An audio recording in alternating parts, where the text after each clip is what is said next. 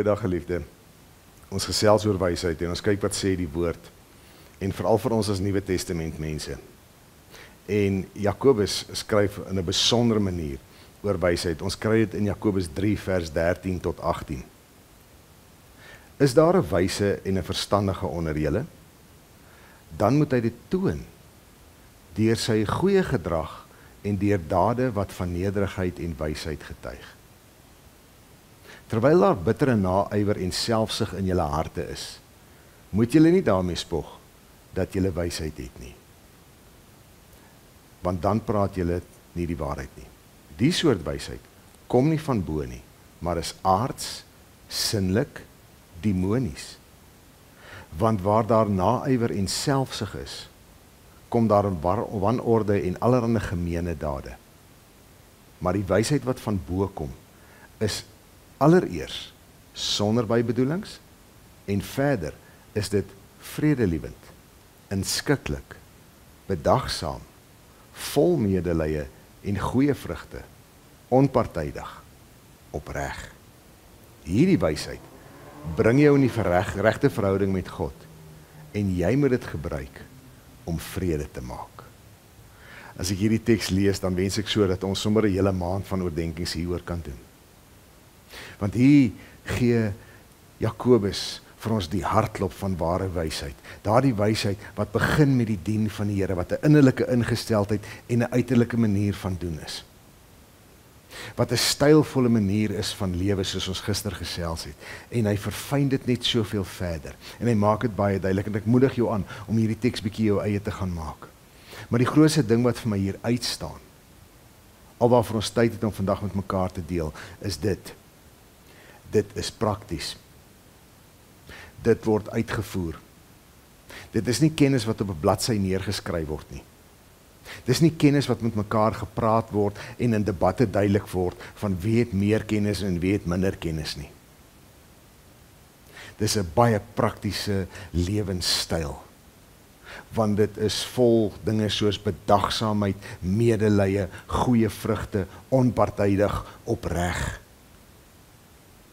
En wanneer jy hierdie praktiese dinge in jou lewe toepas, dan sê Jakobus, bring hierdie dinge jou in die regte verhouding met God. En jy moet dit gebruik om vrede te maak. Wysheid lei tot vrede maak. Nie vredevol voel nie, nie vredevol wees binne in jouself nie, maar om vrede te maak. Om maar op die uitkyk te wees waar die konflik is en daartoe toe te tree met 'n vredelievende en 'n vredemakende ingesteldheid. Hoe klokhelder klink Jesus se woorde in Matteus in die bergpredikasie nie nou by ons op nie, waar hy sê, geseënd is die vredemakers. En hier is die resep vir vrede maak. Dis 'n wysheid wat sonder bybedoelings is. En vredelievend, inskikkelik, bedagsaam, vol medelee en al hierdie wonderlike dinge. Dit is wysheid. Het jy mooi opgelet in hierdie teks? Dat enigiets anders is demonies, sinlik en aards, skrikwekkend, nee? Demonies noem hy dit. Daardie selfgesentreerdheid en eie geregtigheid waarom ons so baie keer optree en mense met ons kennis wil oordonder, waar ons mense onvriendelik behandel, agter hulle rug praat, plannetjies agter hulle rug maak, om te sorg dat hulle nie gelukkig is nie, nie vooruitgaan nie, nie sukses in die lewe behaal nie. Dis nie sommer net eie wys nie. Dis demonies. In Prediker 8 vers 1 skryf die prediker, wie het werklik wysheid? Wie kan verklaar wat gebeur?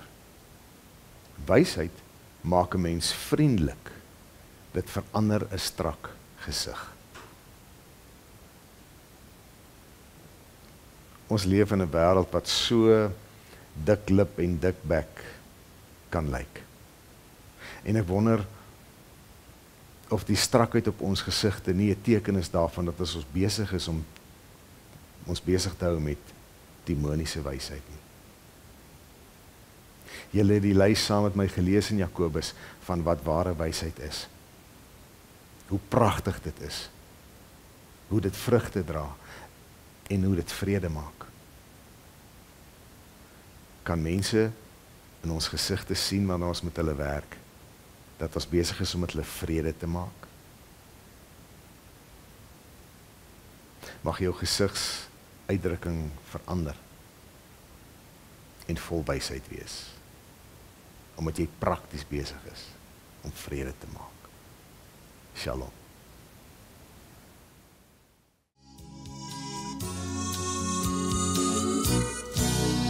Waar sal ek ware wysheid en kennis kan vind?